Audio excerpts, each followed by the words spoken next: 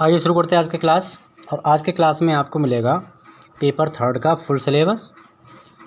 क्योंकि जो आपका पेपर फर्स्ट है लिटरेरी क्रिटिसिज्म एंड थ्योरी ये अपलोड हो चुका है। सेकंड पेपर का हमने जो colonial and non colonial post colonial literature है उसका सिलेबस अपलोड कर दिया है। आज बारी है हमारा पेपर थर्ड की, तो चलिए चलते हैं पेपर थर्ड की ओर। हम अपने पेपर पर पहुंच चुके हैं। पेपर थर्ड हमारा है ऑप्शनल, मैं आपको बोल चुका हूं ये हमारा ऑप्शनल पेपर है। इसमें आपको चूज करना पड़ेगा। तो ये कोड है आपका ENC 83803AT, ठीक है। तो ये ए ऑप्शन है, टी थ्योरी, यानी टोटल आपका थ्योरी में होना है। ये मैं बता चुका हूँ पिछले पेपर में। और जो भी इसका भी फर्स्ट सेमेस्टर अगर चल रहा है तो फर्स्ट सेमेस्टर के लिए आप लोग प्ले स्टोर ओपन कर सकते हैं, वो सब कुछ इसमें दिया हुआ है। पेपर आपका थर्ड है English literature translation and folk literature, ठीक है। इसी का सिलेबस कवर करेंगे। और दो पेपर हैं आपके इसमें ऑप्शनल में। एक तो आपका ये रह गया ट्रांसलेशन एंड फोल्क लिटरेचर, तो इसका सिलेबस आज हम देखेंगे इस वीडियो में। तो आपका जो सिलेबस है द सिलेबस में second semester English literature paper third translation and folk literature, ये आपका एग्ज़ाम पेपर है। इसका एग्ज़ाम का नाम है I provide the general outline of MA first year English literature semester second paper third translation and folk literature syllabus might look like. तो जो यहाँ पर आपको मैं प्रोवाइड करा रहा हूँ इसे आप आई होप उम्मीद करें इसको पसंद आएगा आप लोगों के लिए। और एक बार मैं आपको कह रहा हूँ कि आप किसी यूनिवर्सिटी से सभी के लिए बहुत ही इंपॉर्टेंट क्वेश्चन सिलेबस है ये। और आप लोग एक बार अपनी यूनिवर्सिटी के अकॉर्डिंग इस सिलेबस को मैच जरूर करना। तो आइए पहुँचते हैं अपने हम syllabus overview translation and folk literature, यानी कि पूरा ओवरव्यू को कवर करेंगे इस वीडियो के अंतर्गत। तो इसमें पहला आपका पॉइंट है इंट्रोडक्शन टू ट्रांसलेशन। ट्रांसलेशन का इंट्रोडक्शन आपको स्टडी करना है। इसमें क्या स्टडी करना है उसको देख लेते हैं। Definition and significance of translation in literature, literature में डेफिनेशन आपको कंप्लीट करनी है। सिग्निफिकेंस इंपॉर्टेंस कवर करना है किसका, ऑफ ट्रांसलेशन का।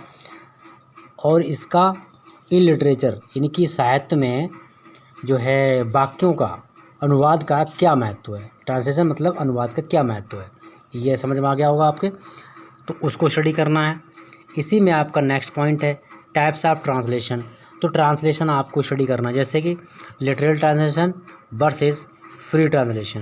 ये दो तरीके के ट्रांसलेशन होते हैं, एक लिटरल ट्रांसलेशन होता है, एक होता है आपका फ्री ट्रांसलेशन, जो कि मैंने 6 सेमेस्टर ग्रेजुएशन में पढ़ाया है BA में। तो आप लोगों को मैं सजेस्ट करूंगा जो भी हमारे स्टूडेंट MA सेमेस्टर वाला चैनल से देख रहे हैं तो वो लोग BA स्टडी आज सब्जेक्ट के चैनल को जरूर सब्सक्राइब कर लें, क्योंकि वहाँ पर आप लोगों के लिए इससे मिलता जुलता काफ़ी कंटेंट है जो हमने आपको BA स्टडी आज सब्जेक्ट पर पढ़ाया है। तो दोनों चैनल को आप सब्सक्राइब करिएगा, क्योंकि कुछ काफ़ी कंटेंट आपको वहाँ से भी मिल जाएगा जो यहाँ पर अभी अपलोड नहीं हो पाया है, ठीक है। तो ये दो प्रकार के ट्रांसलेशन आपको कवर करने पड़ेंगे, इनका स्टडी करना है। नेक्स्ट आपका पॉइंट आ रहा है कि थ्योरीज ऑफ ट्रांसलेशन। थ्योरीज मतलब कि इस ट्रांसलेशन की थ्योरी व्याख्याएं क्या है, जैसे कि equivalence, dynamic versus formal equivalence. तो formal equivalence and dynamic equivalence, इनमें आपको वर्सेस में डिफरेंस स्टडी करना है। The role of translator and challenges in translation, यानी कि जो ट्रांसलेटर कहते हैं जिसके द्वारा हम किसी भी ट्रांसलेशन किसी भी सेंटेंस को दूसरी लैंग्वेज में अनुवाद कर देते हैं, उसका उसी लैंग्वेज के आधार पर उसको कन्वर्ट कर देते हैं। तो वो चीज़ें, ठीक है। तो उनकी चुनौतियाँ क्या क्या हैं ट्रांसलेशन करते समय में, उनको स्टडी करना है। नेक्स्ट और पेपर आपका होगा थ्योरी बेस पर आएगा। तो अपने दोस्तों से जुड़ना जो भी MA इंग्लिश लिटरेचर कर रहे हैं।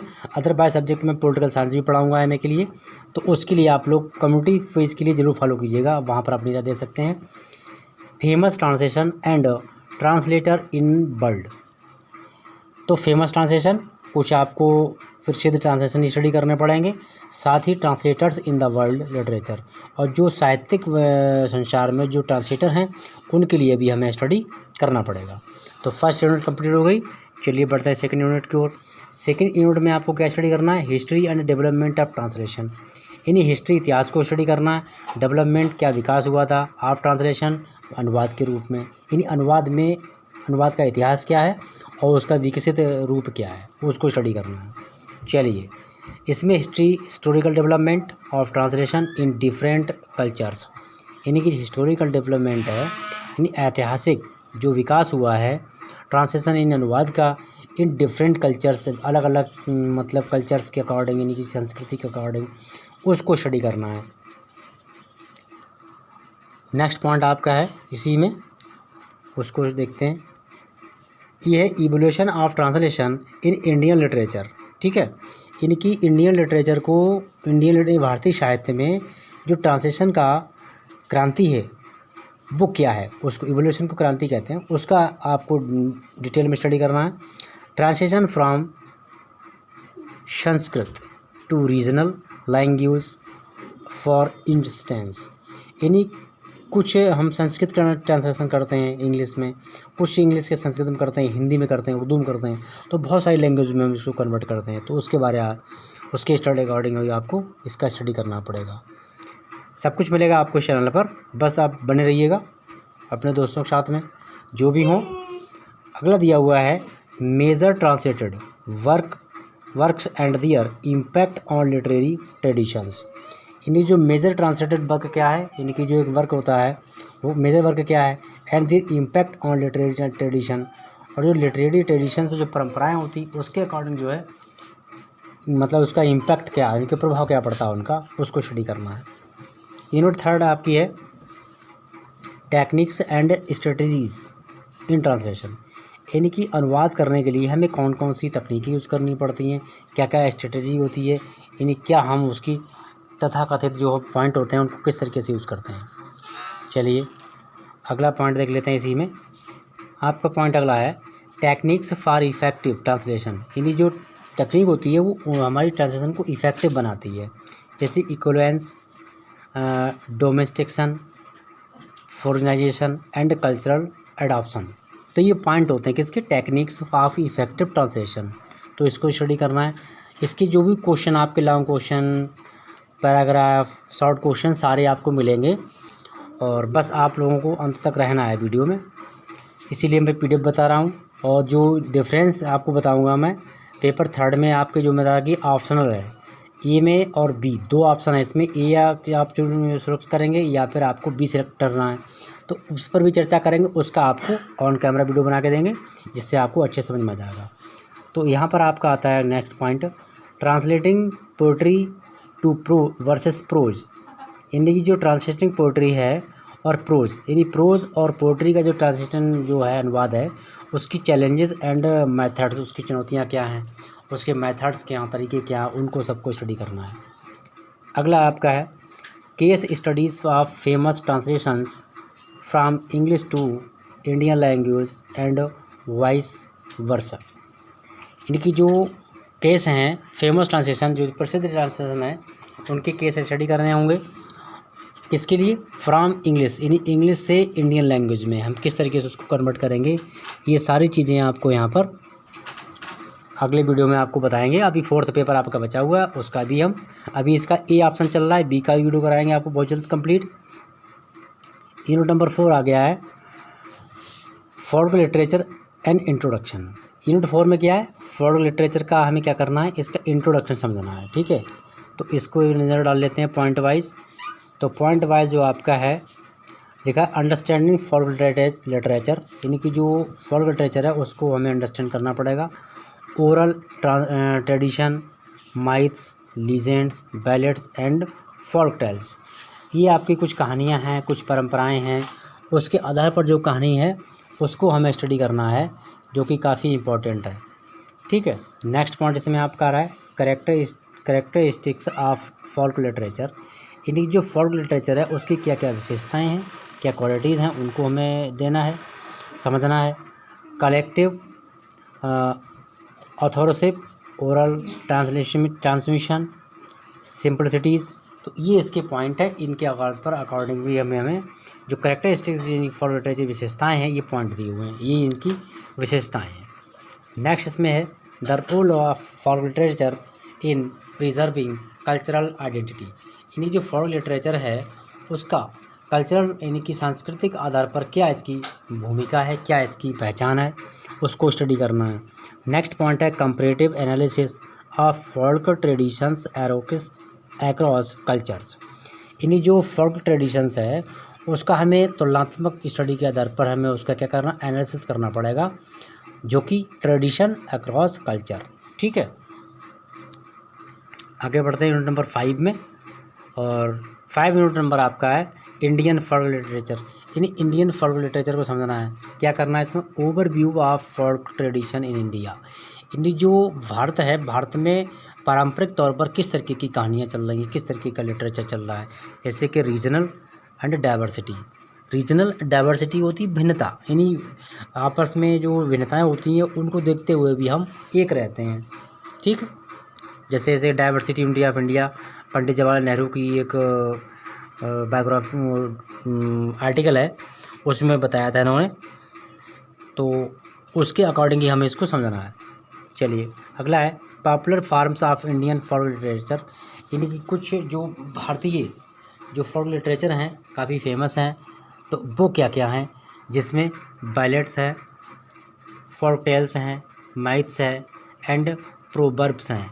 ये सब मैंने बी स्टडी सब्जेक्ट में पढ़ाया है, तो वहाँ आपको ये चीज़ें मिल जाएंगी। ठीक है, नेक्स्ट पॉइंट क्या है? Folk epics. यानी कि फोल्क एपिक्स क्या है? देयर लिटरेरी वैल्यूज़, उनकी जो साहित्यिक की वैल्यू यानी कि कीमत है वो क्या है। जैसे कि महाभारत, इन्हें फोल्क नैरेटिव। महाभारत जो है एक नैरेटिव स्टोरी है, आपने देखा होगा। तो इसी तरीके से हमें अगला समझना है पॉइंट। वो क्या पॉइंट दिया हुआ है? दिया study selected folk tales and stories from Indian language. यानी हमें कुछ कहानियाँ स्टडी करनी पड़ेंगी सिलेक्टेड, और उसको हमें इंडियन लैंग्वेज में समझना पड़ेगा। अगला यूनिट नंबर 6 है आपका फोल्क लिटरेचर इन ट्रांसलेशन। यानी कि फोल्क लिटरेचर ट्रांसलेशन अनुवाद में क्या तरीका है। तो how folk literature has been translated from regional language into English and other language. यानी कि हाउ टू फोल्क लिटरेचर, किस प्रकार से हम लिटरेचर को समझ सकते हैं, उसका ट्रांसलेशन कर सकते हैं फ्राम रीजनल लैंग्वेज, कुछ मतलब अपनी जो लैंग्वेज होती है डेफिनेटली उनके अंदर, एंड नेक्स्ट इंग्लिश में, एंड अनदर लैंग्वेज, और अन्य भाषाओं में उसका अनुवाद किस बेस पर करते हैं, किस तरीके से करते हैं, वो चीज़ समझना। नेक्स्ट पॉइंट इसमें है the influence of folk literature in modern literature. यानी मॉडर्न लिटरेचर में फोल्क लिटरेचर किस तरीके से नैरेटिव है, उसका मतलब नैरेटिव कहते हैं एक्सप्लेनेशन। ठीक है, detail. Comparative study of folk literature and their interpretations across the cultures. और इसके लिए हमें कंपैरेटिव स्टडी करनी है, जो कि काफ़ी इम्पोर्टेंट है। ठीक है, तो यूनिट नंबर 7 आ गया हमारा।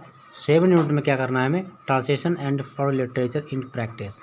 यानी ट्रांसलेशन और फोल्क लिटरेचर को हम प्रैक्टिस किस तरीके से कर सकते हैं इसकी, तो प्रैक्टिस यानी अभ्यास कैसे कर सकते हैं उसको देखना है। Translating folk tales and folk song. इन ट्रांसलेटिंग में फोल्क टेल्स कुछ कहानियाँ हैं, एंड फोल्क सॉन्ग्स कुछ फोल्क सॉन्ग गीत हैं।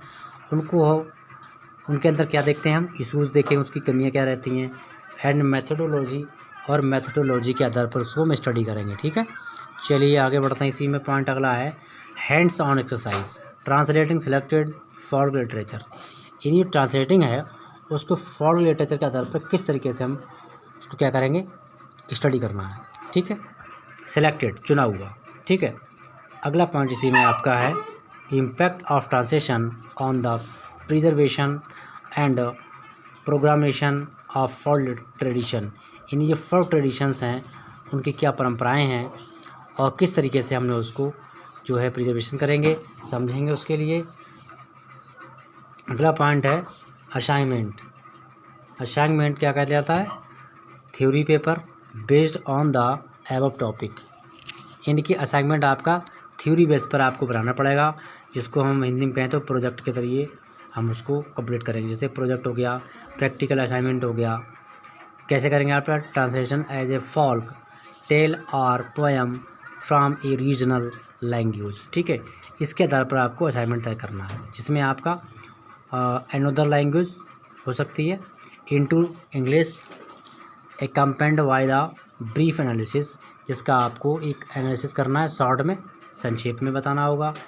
अगला पॉइंट इसी में दिया हुआ है tutorial discussions and presentation on selected text और टॉपिक्स। कुछ आपको टॉपिक्स सिलेक्टेड करने पड़ेंगे, टेक्स्ट यानी टॉपिक, इन दोनों में से टॉपिक्स एंड टेक्स्ट एक ही चीज़ होती है। उसको आपको सिलेक्ट करना पड़ेगा प्रेजेंटेशन के लिए, नहीं उसके प्रस्तुतिकरण के लिए। तो यहाँ पर आपको थोड़ा सा मैं डिटेल में समझा दूँ। पेपर देखिए बी आ गया हमारा, ये इसको हम समझेंगे नेक्स्ट वीडियो में। तो आज के लिए हम इसी को समझेंगे जो कि काफ़ी इम्पोर्टेंट है। तो ये चीज़ है, to get the accurate specific syllabus for your course please check your institutions और department offering of course, you should have exact syllabus available for student. तो आपको एक बार अपने कॉलेज प्राचार्य यानी कि जो हेड डिपार्टमेंट है उससे संपर्क जरूर करना। बाकी सिलेबस आपको मिल चुका है, इसी का बी का सिलेबस आपको बहुत जल्द मिलेगा। तो जब तक के लिए वीडियो को लाइक शेयर एंड सब्सक्राइब कीजिएगा। सुझाव के लिए आप लोग कमेंट कर सकते हैं, कमेंट